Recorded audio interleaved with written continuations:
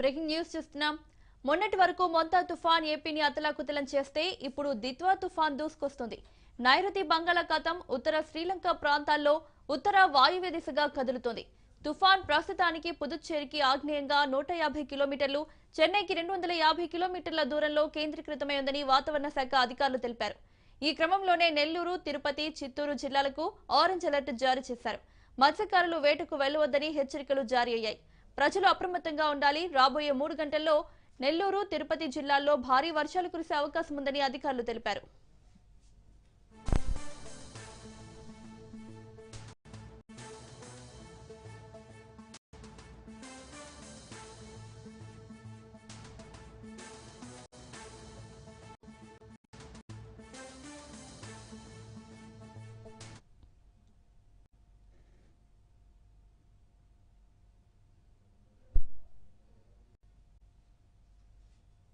మొన్నటి వరకు మొంతా తుఫాన్ ఏపీని అతలాకుతలం చేస్తే ఇప్పుడు దిత్వా తుఫాన్ దూసుకొస్తుంది. నైరుతి బంగాళాఖాతం ఉత్తర శ్రీలంక ప్రాంతాల్లో ఉత్తర వాయువ్య దిశగా కదులుతోంది. తుఫాన్ ప్రస్తుతానికి పుదుచ్చేరికి ఆగ్నేయంగా 150 కిలోమీటర్లు, చెన్నైకి 250 కిలోమీటర్ల దూరంలో కేంద్రీకృతమై ఉందని వాతావరణ శాఖ అధికారులు తెలిపారు. ఈ క్రమంలోనే నెల్లూరు, తిరుపతి, చిత్తూరు జిల్లాలకు ఆరెంజ్ అలర్ట్ జారీ చేశారు.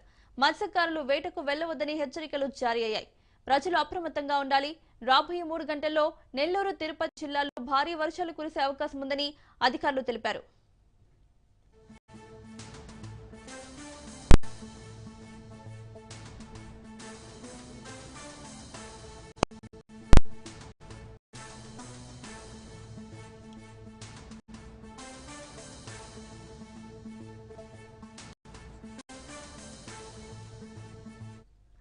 మొన్నటి వరకు మొంతా తుఫాన్ ఏపీని అతలాకుతలం చేస్తే ఇప్పుడు దిత్వా తుఫాన్ దూసుకొస్తుంది.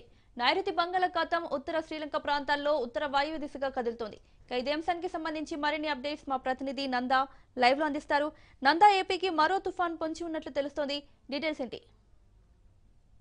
Thank you. ఏపీకి మరో తుఫాన్ అయితే పొంచి ఉన్నదనే చెప్పాలి. ఇప్పటికే ఇండియన్ మెట్రలాజికల్ డిపార్ట్మెంట్ చెప్పిన దాని ప్రకారం ఈ యొక్క ఆంధ్రప్రదేశ్ లో కొన్ని జిల్లాలకు భారీ నుండి అతి భారీ వర్షాలు పడే అవకాశం ఉన్నట్టుగా కూడా తెలియజేశారు. ముఖ్యంగా చూసుకుంటే రాయలసీమ జిల్లాలైన ఏదైతే కడప, కర్నూలు, చిత్తూరు జిల్లాలకి భారీ వర్షాలు పడే అవకాశం ఉన్నది. అలాగే ఫ్లడ్స్ వచ్చే అవకాశం కూడా చాలా వరకు ఈ 3 జిల్లాలకు ఉన్నట్టుగా చెప్పారు. అలాగే నెల్లూరు జిల్లాల వరకు కూడా ఈ యొక్క భారీ వర్షాలు పడే అవకాశం ఉన్నట్టుగా కూడా ఇప్పటికే ఐఎండీ శాఖ అయితే దీని మీద హెచ్చరికలు అయితే జారీ చేసింది. ఇప్పటికే ఎవరైతే డిజాస్టర్ మేనేజ్మెంట్ సిస్టమ్ కి సంబంధించిన మంత్రిగా ఉన్న అలాగే హోంమంత్రి వంగల్పూడి అనిత కూడా ఇప్పటికే అధికారులందరితో కూడా సమీక్షలు అయితే నిర్వహించారు.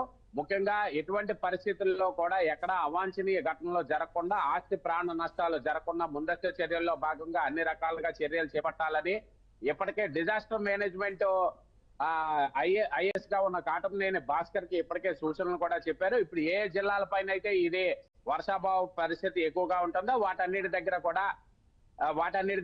కూడా ఈ యొక్క ఎన్డీఆర్ఎఫ్, ఎస్డీఆర్ఎఫ్ బృందాలన్నీ కూడా ఇప్పటికే మోహరించడం అయితే జరిగింది. ఐఎండీ హెచ్చరికల నేపథ్యంలో ఇప్పటికే ఏదైతే కొన్ని పోర్టుల్లో ముఖ్యంగా బాపట్ల, నర్సీపట్నం, నెల్లూరు పోర్టులోకి ఇప్పటికే 2వ ప్రమాద హెచ్చరిక అయితే కూడా జారీ చేశారు. అలాగే ఆరెంజ్ అలర్ట్ కూడా ఇప్పటికే ఇవ్వడం అయితే జరిగింది. ముఖ్యంగా ఉత్తరాంధ్ర జిల్లాల్లో గంగవరం, భీములపట్నం ఈ ఎయిర్పోర్ట్లు, ఈ యొక్క పోర్టులకు కూడా ఇప్పటికే 3వ ప్రమాద హెచ్చరిక అయితే జారీ చేశారు. ఇప్పటికే విండ్ స్పీడ్ చాలా అధికంగా ఉన్న నేపథ్యంలో ముఖ్యంగా కోస్టల్ కారిడార్ జిల్లాలన్నీ ఎక్కడ నెల్లూరు నుంచి ఇటు శ్రీకాకుళం వరకు ఉన్న కోస్టల్ కారిడార్ జిల్లాలన్నిటిపైన కూడా ఈ యొక్క వర్షాభావ పరిస్థితి ఎక్కువగా ఉన్న నేపథ్యంలో అన్ని పోర్టులో కూడా 3వ నంబర్ ప్రమాద హెచ్చరికను అయితే జారీ చేశారు. ఎటువంటి అవాంఛనీయ సంఘటనలు జరగకుండా ముందస్తు చర్యల్లో భాగంగా అన్ని రకాలుగా డిపార్ట్మెంట్లు అన్ని కూడా చాలా అలర్ట్ గా ఉన్నాయని చెప్పాలి. ముఖ్యంగా ఇరిగేషన్ డిపార్ట్మెంట్ కి సంబంధించి ఇన్ఫ్లో, అవుట్ఫ్లో ఎక్కువగా అంటే ఫ్లడ్స్ వచ్చే అవకాశం ఈ దిత్వా వల్ల ఉన్న నేపథ్యంలో ఇన్ఫ్లో, అవుట్ఫ్లో ఎలా ఉన్నదనే దానిపైన ఇప్పటికే ఎక్కడికక్కడ ఈ మెజర్మెంట్స్ అన్ని కూడా తీసుకుంటున్నారనే చెప్పాలి.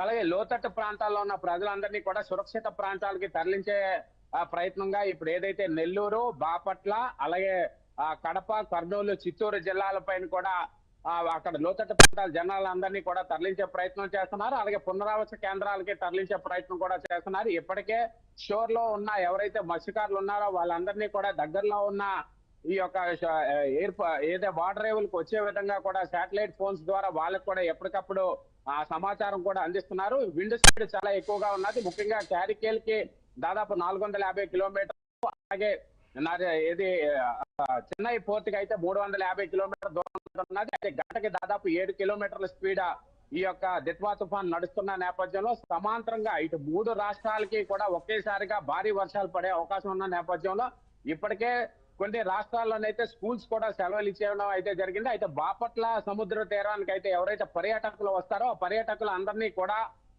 బీచ్ లోకి అలౌ చేయకుండా, ఎందుకంటే ఈ యొక్క సీ యొక్క రఫ్ నేచర్ ఉన్న నేపథ్యంలో పర్యాటకులను ఎవరిని కూడా బీచ్ రోడ్ దగ్గరికి అలౌ చేయకుండా ఇప్పటికే మెరైన్ పోలీసులు అయితే భారీ బందోబస్తు ఏర్పాటు చేశారు.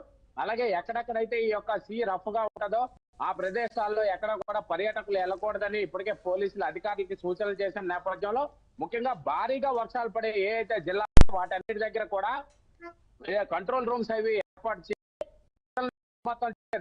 ప్రయత్నం చేయమన్నారు. అలాగే హోంమంత్రి వంగల్పూడి అనిత అధికారులతోటి ఈ యొక్క దీనిపైన సమీక్షలు నిర్వహించి ఎటువంటి కాల్స్ ఈ కంట్రోల్ రూమ్ కి వచ్చినా కూడా వెంటనే అధికారులు దాని మీద స్పందించి ప్రజలకి తక్షణమే సహాయ సహకారాలు అందించే దిశగా కూడా ప్రయత్నం చేయాలని చెప్పి ఇప్పటికే చెప్పడం అయితే జరిగింది. మొత్తం మీద అధికారులందరూ కూడా దీనిపైన ఇప్పటికే సమీక్షలు నిర్వహిస్తున్నారు. అవాంఛనీయ సంఘటనలు జరగకుండా, విద్యుత్ అంతరాయం జరగకుండా, ఎక్కడ వాగులు వంకలు పొంగినట్లయితే అక్కడ దగ్గరలో ఉన్న ప్రాంత ప్రజలందరినీ కూడా సురక్షిత ప్రాంతాలకు తరలిస్తున్నారు. అలాగే సముద్ర తీర ప్రాంతాల్లో ఉన్న ఏదైతే ఈ యొక్క మత్స్యకార గ్రామాలు ఉన్నాయో వాటన్నిటికీ కూడా ఇప్పటికే ప్రకటించినట్టు మనకు తెలుస్తోంది. Right Nandakumar, thank you.